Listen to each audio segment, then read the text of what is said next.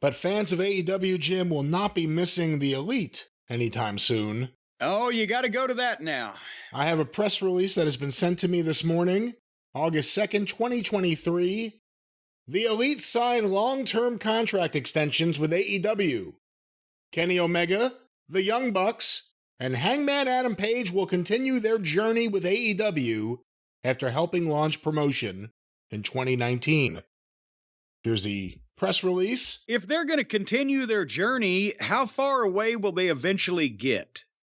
Ahead of tonight's landmark 200th episode of AEW Dynamite Live on TBS, AEW CEO, GM, and head of creative Tony Khan today announced that EVPs Kenny Omega, the Young Bucks Matt and Nick Jackson, as well as Hangman Adam Page, have signed long-term extensions with AEW.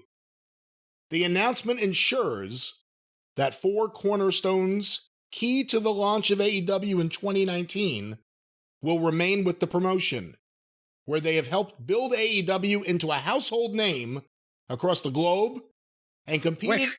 Wait a minute. In whose household? Well, across the globe. Many households. Many, but not most of them. A household name across the globe would indicate that their names are being bandied around in every household from Calcutta to Cambodia.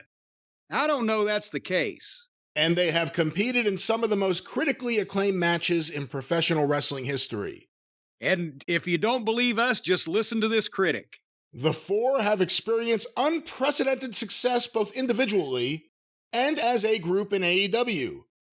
Omega and Page are former AEW World Champions and former World Tag Team Champions with one another. Omega also held the AEW World Trios Championship twice with the Young Bucks, who themselves are former 2-time AEW World Tag Team Champions. Here's a quote from Tony Khan. The Elite have been so important to the launch of AEW, with the Young Bucks going all in when I first approached them in 2018 about my dream to create an international pro wrestling promotion. Shortly after that, their partners and closest friends, Kenny Omega and Hangman Adam Page, joined us to formally launch All Elite Wrestling. All 4 of them have been instrumental to AEW's success from the very first episode of Wednesday Night Dynamite in 2019 through the present day. Now, as we celebrate tonight's 200th episode of AEW Dynamite, I'm excited to share that Kenny Omega, the Young Bucks, and Hangman Adam Page will be staying in AEW for years to come. Congratulations to the Elite! And we look forward to celebrating the great news with fans around the world. See you all tonight for episode 200 of AEW Dynamite. Each member of the Elite spoke to Sports Illustrated earlier today, which is available here. And then I'll tell you, Tony was vaccinated with a phonograph needle too, but... And then attached is the latest Justin Barrasso puff piece. The Elite renewed contracts at AEW, filled with a bunch of quotes we can get to in a moment. What are your thoughts on all this? Can those be called a puff piece, or have we gone to full-fledged blow pieces at this point? He's not just puffing on it, he's blowing. Well, we see why he's doing it, because they're attaching his articles to their press releases, so obviously everyone's happy with the relationship. What are your thoughts on this news? They're signing extensions and staying with AEW. Well, I mean, it's not shocking and it's not surprising. And, honestly, I don't even think that they really cheated Tony out of as much money as they could have if they ran this thing down a little closer and threatened to leave. And because you know that the WWE, with more money than has ever been seen before, we've talked about this before, would offer them money just so the other side doesn't have them and just to fuck with Tony Khan's company and fuck with the opposition. And they may be able to figure out something to do with Twinkle Toes for as long as his body lasts, but they don't normally make investments in anybody that age with that history of injuries to begin with. But because he's figured in with Tony, they would. And they, as we know, 4 years ago, when he was 4 years younger with 4 years less injuries, they made an offer, and to the Buckaroos, when they found out a billionaire was going to back them. And they were also, the WWE being they, were paying a lot of people a lot of fucking more money than normal to re-sign until they saw what AEW turned out to be. And then they stopped making a lot of those ridiculous offers. Point being, yes, the WWE would offer all these guys something. I think they'd probably hold their nose at the Buckaroos most of all because they wouldn't be used even if they hired them, because they're too set in their ways. They wouldn't take direction, and they're minute, and the WWE wouldn't particularly give a shit. And they don't matter today like they did 5 years ago. And they don't matter today except to deprive it would be a bigger black eye to Tony to lose the Buckaroos than it would be a wonderful happening for the WWE to get him. See, that's it right there. After the Cody Rhodes thing, if Tony lost any of those 4 people, it looks bad. Yeah. Tony looks bad. Everyone else looks fine. So, and Page, they got a million potential Adam Pages, but they, again, to take him away, maybe, I don't know, but they'd rather take away the other ones. But by the same token, as we've mentioned, I think if they'd have run it down to the nub and threatened Tony that they were going to leave and almost had a foot out the door, they could have jacked him for a bunch more money. So they probably realized that maybe they just ought not rock this fucking boat since they've been treated so well, and he's given them all this money for whatever the fuck it is they've done for him. And don't mess it up too bad. And they just said, okay, Tony, for a nice raise or whatever, which I'm sure he gave them, we'll stick around and continue to lose you 200,000 viewers on Wednesday nights. But it's not shock. He can't lose them. It would be, even if they're not performing, it would be embarrassing for him to lose his upper people. It would be embarrassing for him to lose the elite. Almost as embarrassing as it was for him to make those people his upper people. At this point, all elite wrestling, if they lost the elite, it would look awful. And the Young Bucks don't mean what they used to, and I don't think they would do that great in WWE. Again, they don't mean what they used to. Hangman Adam Page, you wonder. The thing about Omega is a main eventer who can't work even a part-time schedule. He works a handful of matches a year, breaks his body down, and you could tell why. I mean, again, he pushed back at all the criticism about the Tiger Driver. Don't tell me how to wrestle. We're telling you not to break your neck, you idiot. No, we're not telling you how to wrestle. Gravity is telling you don't wrestle good. So that's the thing. Omega, like people are like, oh, he would do so great in WWE. I don't think he'd be able to physically do well because they're not going to make him a Brock or even a Logan Paul who comes in and out. He would have to be there on TV like a Cody or like anyone else. I don't think physically he could do it. And then can you imagine having to listen to him talk through these overly scripted WWE promos for 10 minutes, 15 minutes at a time? How brutal that would be. Well, speaking of which, we have some quotes here from the Sports Illustrated art, or SI.com, if we're going to be accurate here. Here's some Kenny Omega quotes. Our original goal was to create a wrestling alternative and give a platform to talented people that we'd all felt deserved a spotlight. I feel like we did our best in that time, and hopefully some people you'd never heard of pre-AEW are folks you enjoy watching today. Or if you knew them from their previous work... There's definitely a bunch of people we'd never heard of before AEW, but I'm not sure how many of them we're enjoying watching today. Or if you knew them from their previous work elsewhere, have maybe found a new appreciation for them. No, we liked them better before. That feeling, combined with the feeling of knowing they can provide for themselves and their family doing what they love, was always the biggest reward of being an EVP/founder. Pro wrestling has a presence almost everywhere on the planet. In my pursuit to become as complete a performer as possible, my goal was always to experience the styles of the world at the highest level. I believe that with AEW's current working relationships, and possibly future, I can challenge all forms of pro wrestling and diversify my style so that I'm equipped for any scenario I may encounter in the ring. I can stick my finger in any wrestling match anywhere around the world and screw up their business at the twinkling of an eye or a toe. Omega would have been a prize commodity had he entertained free agency. While so many other wrestlers dream of headlining WWE's signature WrestleMania event, Omega prefers to pave a new path. I was careful to weigh out all options and was open-minded to all possibilities. I'm here to help whomever I can while I'm still around. Up to this point, I've made the choice to sacrifice everything in the name of pro wrestling. I can't say that family or my kids influenced the decision to stay with AEW. He has kids? I'm not married and without kids. But what I can say is that I'm incredibly proud of my match catalog and the wonderful people I've met and continue to meet. It's such a weird thing. I may not have kids, but I'm proud of my match catalog. AEW not only allows me to continue doing what I do at a high level, but allows the freedom to pursue some other passions I have in life, which, after nearly 25 years in the ring, have become more and more important to me. What are his other passions? Maybe video game work. Jesus Christ. If he's so anxious to be a complete performer, why can't he work on doing a promo? And if he wants to master all styles of wrestling, how about American-style professional wrestling? Because you suck at that. We have a quote here from the Jacksons, Matt and Nick Jackson, the Massey brothers, who are proud natives of Rancho Cucamonga, California, are founding fathers of AEW as half of the company's 4 original EVPs. Cody Rhodes was also part of that quartet. Before he left to become the hottest babyface in the business. The Bucks will remain in AEW, keeping the Elite in their home promotion. Here's a quote from Matt Jackson. We're literally the E in AEW. The Elite are the main characters of this company. No matter how different AEW is now from its original inception, we are the DNA.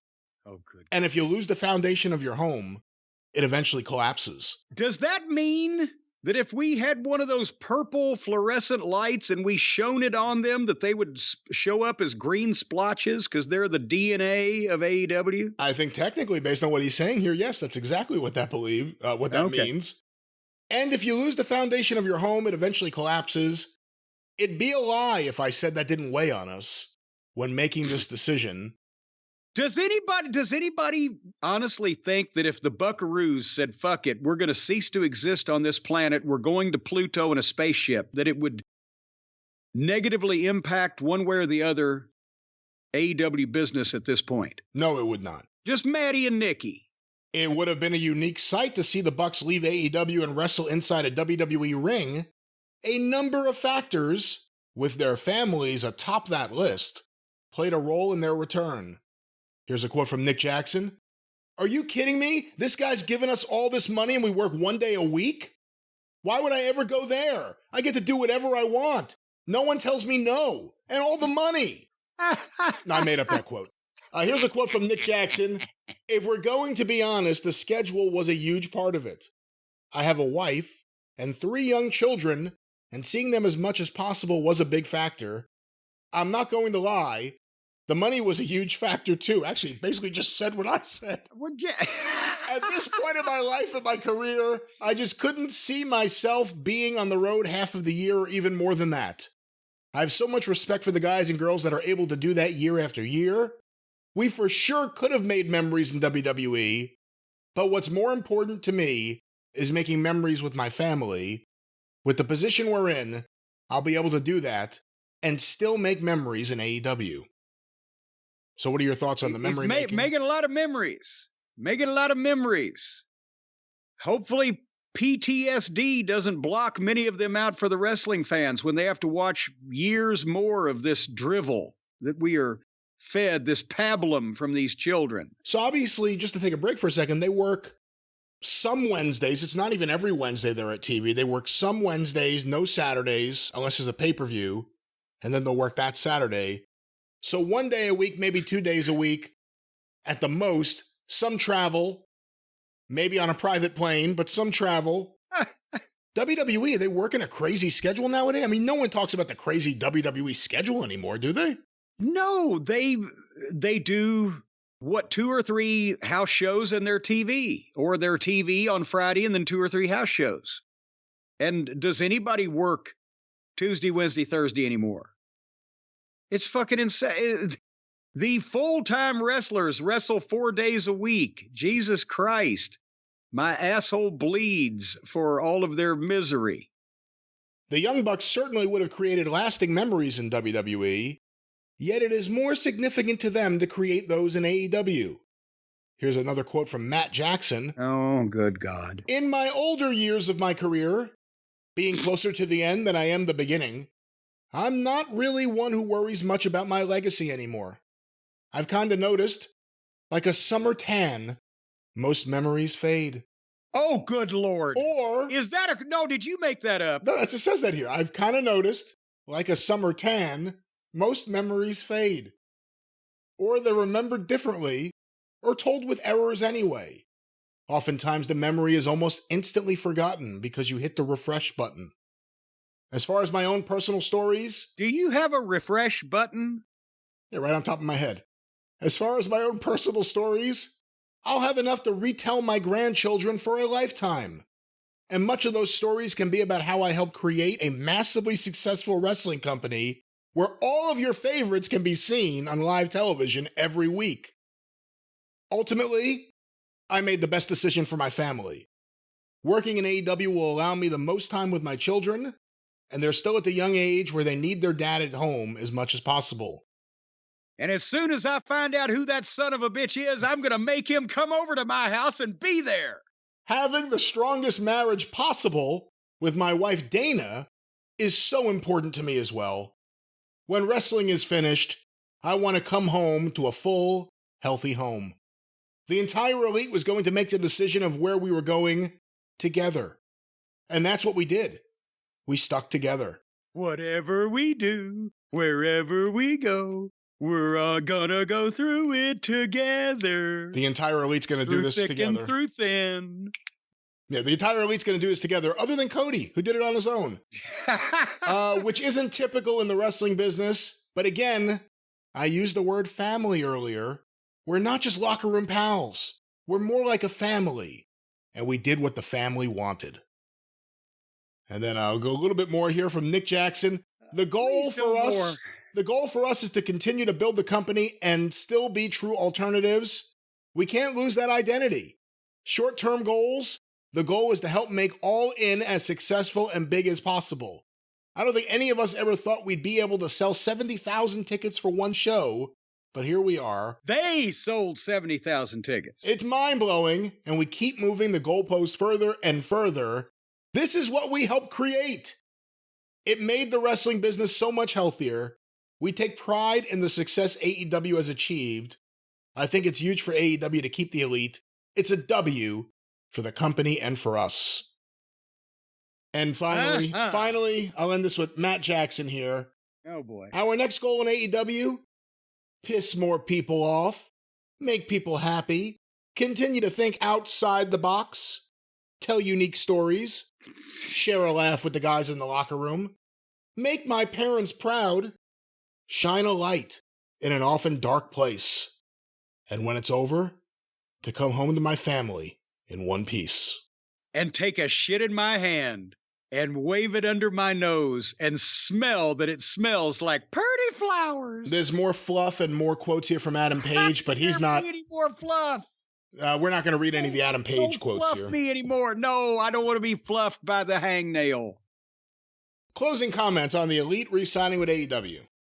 Again, nobody's surprised. Tony had to keep him. He's over a barrel because he's treated them this way and presented them like this, that they are the E in his company, and he's stuck with them. And they've divided the locker room. They've divided his fan base with their childish backstage maneuvering and fucking grade school goddamn whisper campaigns and who's whose friend. They lose viewers. Kenny, on his own, in limited doses, people will watch his shit. But when he gets with the Cucamonga kids, bleh. And Hangnail is the definition of Captain Average. He's there, he's not, nobody cares, he's around again, blah. So they've got Tony over a barrel. He has to keep him, he has to pay him, and they're not going to be taken to task for the damage they've done to potentially growing the company past this ceiling they've hit of people who just want to laugh at silly fucking phony wrestling. That's their audience, and they've got it. but you can't get anybody else on top of that by the nature of it. So there's where they are.